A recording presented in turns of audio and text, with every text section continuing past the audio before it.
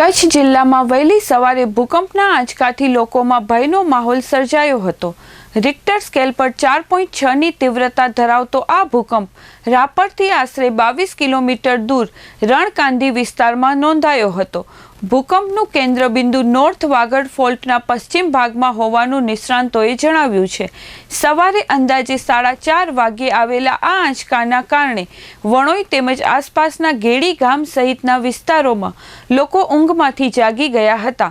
રાપરથી લઈને ભચાઉ સુધી ભૂકંપની અસર અનુભવાઈ હતી। અનેક વિસ્તારોમાં બારી દરવાજા ખખડી ઉઠ્યા હતા। જો કે અત્યાર સુધી જાનમાલના નુકસાનનો કોઈ અહેવાલ નથી।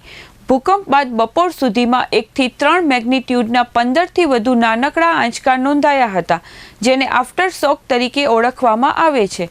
ભૂકંપવિદોના જણાવ્યા મુજબ આવા નાના આંચકા જમીનની અંદર સંગ્રહાયેલી ઉર્જા બહાર કાઢવામાં મદદરૂપ બને છે, જેના કારણે મોટા ભૂકંપની સંભાવના ઘટે છે। નિષ્ણાંતોએ જણાવ્યું હતું કે આજનો ભૂકંપ અને તેના આફ્ટર શોક 2001ના વિનાશક ભૂકંપના મુખ્ય વિસ્તારથી અલગ સ્થાને નોંધાયા છે।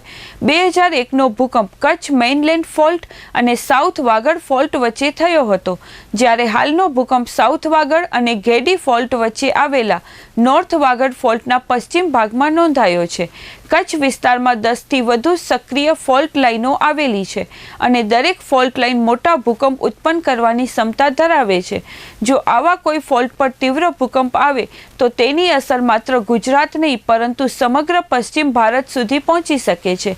પ્રશાસન દ્વારા પરિસ્થિતિ પર નજર રાખવામાં આવી રહી છે અને લોકોને અફવાઓથી દૂર રહી સાવચેતી રાખવા અપીલ કરવામાં આવી છે। મારું નામ ગૌરવ ચૌહાણ, હું કચ્છ યુનિવર્સિટીના જીઓ સાયન્સ વિભાગની અંદર પ્રાધ્યાપક તરીકે જોબ કરું છું।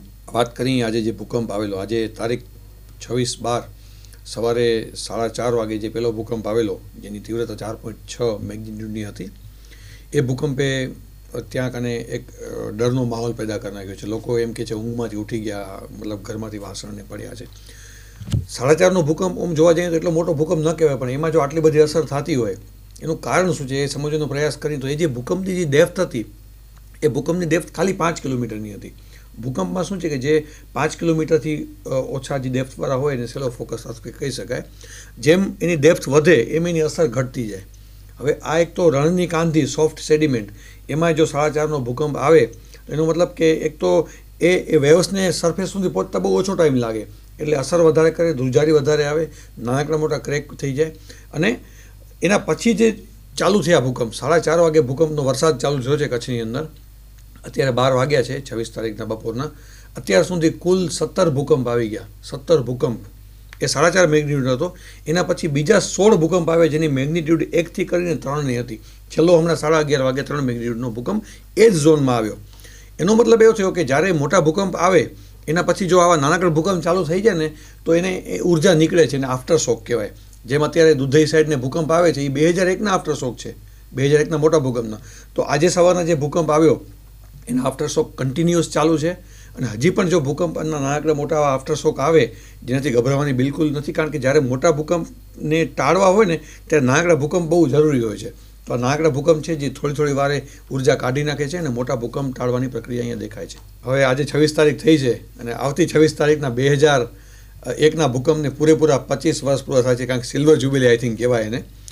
તો હું તો એમ કહું છું કુદરતે એક અલાર્મ આપ્યું છે કચ્છને કે કચ્છ ભૂકંપ સાથે જોડાયેલી પ્રદેશ છે અને કચ્છના લોકોને ભૂકંપની આદત હંમેશા રાખવી જ જોઈએ અને ભૂકંપ સાથે રહેતા શીખવું પડશે આપણે કે અને આપણે અહીંયા ઘડી એવી ટ્રેનિંગ થવી પડે કે ભૂકંપ આવે ત્યારે કઈ જગ્યા સેફ કહેવાય, કેવી રીતે પોતાને બચાવવું, કેવી રીતે બીજાની મદદ કરવી, આ બધી ટ્રેનિંગ્સ, મોક ડ્રિલ્સ જરૂરી છે અહીંયા કને।